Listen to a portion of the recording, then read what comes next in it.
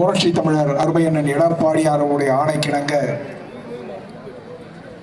சிட்லப்பாக்கம் செம்பாக்கம் பகுதி கழகத்தின் சார்பாக நடைபெற்றுக் கொண்டிருக்கின்ற கண்டன ஆர்ப்பாட்டத்திற்கு தலைமையேற்று கண்டன பேருரை நிகழ்த்தவிருக்கின்ற கழக மகளிரணி செயலாளர், முன்னாள் அமைச்சர், கழக செய்தி தொடர்பாளர், எங்களுடைய மரியாதைக்குரிய மாண்புமிகு அக்கா அவர்களை, முன்னிலை வகிக்கின்ற முன்னாள் அமைச்சர், அனைத்துலக எம்ஜிஆர் மன்ற தலைவர், பாசத்திற்குரிய அன்பு சகோதரர் TKM சின்னையா அவர்களை, நிகழ்ச்சியிலே கலந்து கொண்டு சிறப்பித்துக் கொண்டிருக்கின்ற கழக மகளிரணி இணை செயலாளர், முன்னாள் சட்டப்பேரவை உறுப்பினர், பாசத்துக்குரிய அன்பு சகோதரி திருமதி கனிதா சம்பத் அவர்களை, மாவட்ட கழகத்தின் துணை செயலாளர், முன்னாள் சட்டப்பேரவை உறுப்பினர், மரியாதைக்குரிய அருமையண்ணன் பா தன்சிங் அவர்களை, மாவட்ட கழகத்தின் அவைத்தலைவர் அருமையண்ணன் ஏ பொன்னுசாமி அவர்களை, மாவட்ட கழகத்தின் பொருளாளர் அன்பு சகோதரர் PK பரசுராமன் அவர்களை, நிகழ்ச்சியிலே வரவேற்பை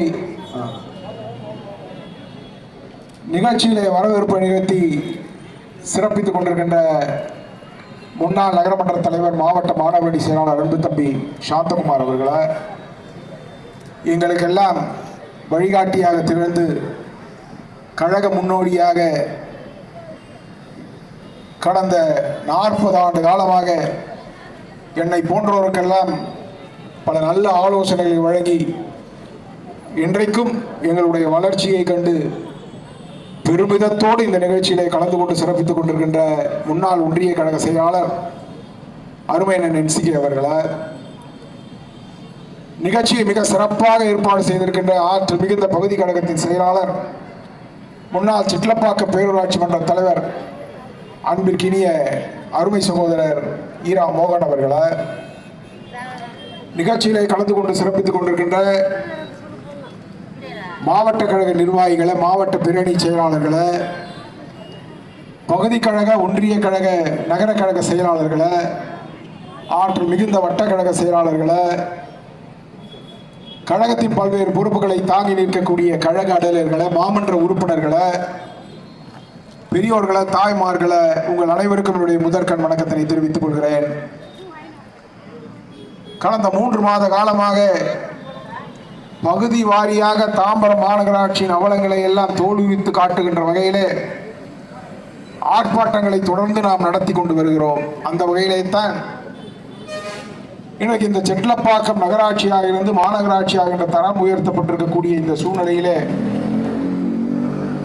தரம் உயர்த்தப்பட்டிருக்கிறது, ஆனால் மக்களின் வாழ்வின் தரம் உயர்ந்திருக்கிறதா என்று சொன்னால் நிச்சயமாக இல்லை. அருமை பெரியோர்களை நீங்கள் எண்ணி பார்க்க வேண்டும். மாண்புமிகு அம்மாவுடைய ஆட்சி காலத்தில் ஆலந்தூர் தொகுதியும் சோழிங்கநல்லூர் தொகுதியும் சென்னை மாநகராட்சியிலே இணைக்கப்பட்டது. அன்றைக்கு மாண்புமிகு அம்மா அவர்கள் 1000 கோடி ரூபாய் அளவில் பல்வேறு கட்டமைப்பு வசதிகளை அந்த 2 தொகுதிகளிலே ஏற்படுத்தி தந்தார்கள்.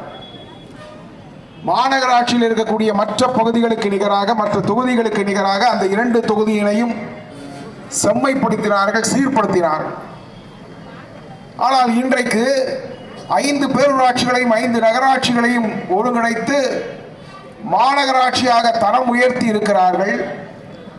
ஆனால் இன்றைக்கு கட்டமைப்பு வசதிகள் ஏற்படுத்தப்பட்டிருக்கிறதா, சாலை வசதிகள் மேம்படுத்தப்பட்டிருக்கிறதா, இல்லை ஒரு மாநகராட்சிக்கு இருக்கக்கூடிய ஏதாவது ஒரு கூறு இருக்கிறதா என்பதை நீங்கள் எண்ணி பார்க்க வேண்டும். இன்னைக்கு மாநகராட்சியாக உயர்த்தப்பட்டு மக்கள் அனுபவிக்கக்கூடிய ஒரே விஷயம் எதுவென்று சொன்னால் சொத்து வரியை உயர்த்தி இருப்பது மட்டும்தான். இன்றைக்கு வரலாறு காணாத அளவிற்கு சொத்து வரியினை இன்றைக்கு உயர்த்தி இருக்கிறார். அதுவும் கடந்த 2 மாத காலமாக நாடாளுமன்ற தேர்தல் முடிவடைந்ததற்கு பிறகு இவர்கள் தான் தோன்றித்தனமாக எப்படி சொத்து வரியினை விதிக்கிறார்கள் என்கின்ற எவருக்கும் தெரியாத அவரவர்களுக்கு தோன்றிய வகையிலே இன்றைக்கு கண்ணை மூடிக்கொண்டு வரியினை உயர்த்தி கொண்டிருக்கிறார். இன்னைக்கு நாட்டு மக்கள் ஸ்டாலினுக்கு வாக்களித்து இந்த 3 ஆண்டு காலத்திலே பல அவலங்களை சந்தித்துக் கொண்டிருக்கிறார். அருமை பெரியோர்களை, இன்னைக்கு இந்த சிட்லப்பாக்கம் பேரூராட்சியாக இருந்தாலும் சரி, செம்பாக்கம் நகராட்சியாக இருந்தாலும் சரி, மக்கள் நினைக்கக்கூடிய எண்ணுகின்ற விஷயம் என்னவென்று சொன்னால், இது ஏற்கனவே இருந்தால் போல் பேரூராட்சியாகவே இருந்திருக்கலாம், நகராட்சியாகவே இருந்திருக்கலாம், மாநகராட்சியாக ஏன் தரம் உயர்த்தப்பட்டது என்கின்ற எண்ணம் தான் இன்றைக்கு மக்களிடையே எழுந்திருக்கிறது. பல்வேறு அவலங்களை நாட்டு மக்கள் சந்தித்துக் கொண்டிருக்கிறார். எனக்கு முன்பு பேசிய அன்பு சகோதரர் TKM சின்னையா அவர்கள் சொன்னார், மாண்புமிகு அம்மாவுடைய ஆட்சி காலத்தில் இந்த தொகுதியில் இருக்கக்கூடிய அனைத்து பூங்காக்களும், ஏன் பல்லாவரம் தொகுதியில் இருக்கக்கூடிய அனைத்து பூங்காக்களும் டெண்டர் விடப்பட்டு பராமரிப்பதற்காக அங்கு ஆட்கள் நியமிக்கப்பட்டு முறையாக சம்பளம் வழங்கப்பட்டு அழகாக மக்கள் பயன்பாட்டிற்கு இருந்தது. ஆனால் இன்றைக்கு அத்தகைய நிலையில இருக்கிறதா என்று எண்ணி பார்க்கிறேன். கடந்த மாதம் கூட நானும் மோகன் அவர்களும் சாந்தகுமார் அவர்களும் சகோதரர் கிளாசிக் சந்திரன் அவர்களும் இங்கே அருகே இருக்கக்கூடிய ஒரு பூங்காவிலே நாங்கள் சென்று பார்த்தோம். அந்த பூங்காவில் முழுவதுமாக மது பாட்டில்கள் நிறைந்திருக்கிறதே ஒழிய அங்கே செடிகளும் மரங்களும் வெட்டப்பட்டிருக்கக்கூடிய அவலத்தை எங்களால் அங்கே பார்க்க முடியும்.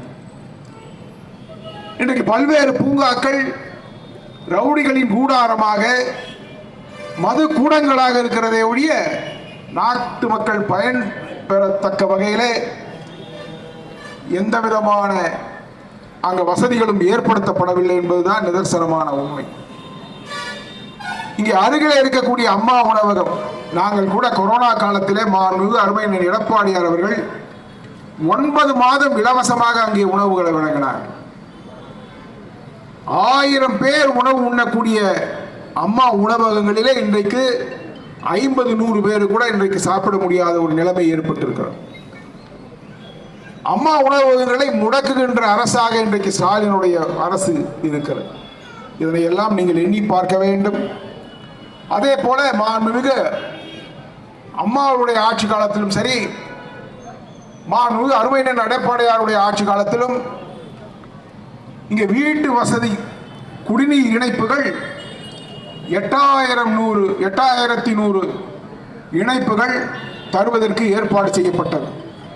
அதில் 3000 இணைப்புகள் கொடுக்கப்பட்டு விட்டன. 5100 இணைப்புகள் கொடுக்கின்ற பொழுது ஆட்சி மாற்றம் ஏற்பட்டது. இந்த 3 ஆண்டுகளில் ஒரு இணைப்பு கூட வழங்கப்படாமல் இருக்கிறது. இப்படி பல்வேறு அவலங்கள் செம்பாக்கத்தில் நிகழக்கூடிய காரணத்தினாலே தான் இன்றைக்கு கண்டன ஆர்ப்பாட்டத்தை இங்கே ஏற்பாடு செய்து அதை நாம் நடத்தி கொண்டிருக்கிறோம். நாட்டு மக்கள் எப்பொழுது இந்த ஆட்சி ஒழியும் என்கின்ற ஏக்கம்தான் அவர்களிடத்தில் வெளிப்படுகிறது. அருமை பெரியோர்களே, தாய்மார்களே, இப்படிப்பட்ட ஒரு மோசமான ஆட்சி இன்றைக்கு நாடு சந்தித்துக் கொண்டிருக்கிறது. இந்தியாவிலே எத்தனையோ மாநிலங்கள் இருக்கின்றன, அவற்றில் எல்லாம் எத்தனையோ முதலமைச்சர்கள் இருக்கிறார்கள். ஆனால் மோசமான முதலமைச்சராக ஸ்டாலின் அவர்கள் இருக்கிறார். எனவே இந்த ஆட்சியை அகற்றுவது என்பது தமிழர்களுடைய ஒவ்வொருவருடைய கடமை என்பதை இந்த நேரத்திலே நான் தெரிவித்துக் கொள்கிறேன். வலம் வந்து கொண்டிருக்கின்றன. போகிறவர்களை கடிக்கக்கூடிய நாய்கள் நிறைந்திருக்கின்றன. ஆங்காங்கே குப்பைகள் குவிந்து கொண்டிருக்கின்றன. மாண்புமிகு அம்மாவுடைய ஆட்சி காலத்தில், அருமையண்ணன் எடப்பாடியாருடைய ஆட்சி காலத்தில் இவைகள் எல்லாம் இல்லாமல் இருந்தது. ஆனால் இன்றைக்கு ஸ்டாலின் அவருடைய அரசு அவருடைய கட்டுப்பாட்டில் இல்லை. அதுதான் நிதர்சனமான உண்மை. இன்றைக்கு பல்வேறு அதிகார மையங்கள் வாயிலாக இன்றைக்கு ஆட்சி நடைபெற்றுக் கொண்டிருக்கிறது. ஸ்டாலின் அவர்கள் இப்பொழுது அமெரிக்காவில், இன்றைக்கு காலையிலே கூட நீங்கள் பார்த்திருப்பீர்கள், சமூக வலைதளங்களில் அவர் மனைவியோடு நின்று கொண்டு புகைப்படங்கள் எல்லாம் எடுத்துக் கொண்டிருக்கிறார்கள். அங்கே சென்று அங்கே அவர் தமிழர் போல இல்லை, அமெரிக்கர்களோடு ஐக்கியமாகிவிட்டார். அவருடைய உடைகளை எல்லாம் நீங்கள் பாருங்கள். இப்படிப்பட்ட ஒரு முதலமைச்சர், ஒரு ஒப்பனை முதலமைச்சர் இந்த நாட்டுக்கு தேவையா என்று நீங்கள் எண்ணி பார்க்க வேண்டும். மாண்புமிகு அருமையண்ணன் எடப்பாடியார் அவர்கள் பல்வேறு அற்புதமான திட்டங்களை எல்லாம் அரங்கேற்றினார்கள். அவருடைய ஆட்சி காலத்திலே தான் மிகப்பெரிய மாவட்டமாக இருந்த காஞ்சிபுரம் மாவட்டத்தை இரண்டாக பிரித்து செங்கல்பட்டு என்கின்ற புதிய மாவட்டத்தை உருவாக்கி தந்தார். பாலாறு குறுக்கே 3 தடுப்பணைகளை ஏற்படுத்தி பல்வேறு கிராமங்களுக்கு குடிநீரும் விவசாயத்திற்குமான நீர் கிடைக்கின்ற வகையிலே வழிவகை செய்தார். ஒரு ஏழை எளிய விவசாய குடும்பத்திலிருந்து வந்த முதலமைச்சராக மிக அருமை அண்ணன் எடப்பாடியார் அவர்கள் விளங்கினார். எனவே மீண்டும் இந்த நாட்டில் முதலமைச்சராக ஒரு விவசாயி உருவாக்கக்கூடிய கடமை நமக்கெல்லாம் இருக்கிறது. என்னை பொறுத்த மட்டில் எத்தனையோ முதலமைச்சர்கள் இந்த நாடு கண்டிருக்கிறது. ஆனால் அப்பாயின்மெண்ட் இல்லாமல் சந்திக்கக்கூடிய ஒரு முதலமைச்சர் யார் என்று சொன்னால் அது அருமை அண்ணன் எடப்பாடியார் அவர்களால் தான் இருக்க முடியும் என்பதை தெரிவித்துக் கொள்கிறேன். எனவே வருகை தந்திருக்கக்கூடிய நீங்கள் அனைவரும் அருமை அண்ணன் எடப்பாடியார் அவர்கள் இந்த நாட்டின் முதலமைச்சராக பொறுப்பேற்க நாம் கடுமையாக உழைக்க வேண்டும். அதற்கான உங்களுடைய பேராதரவை வழங்க வேண்டும் என்று கேட்டு விடைபெறுகிறேன். நன்றி, வணக்கம்.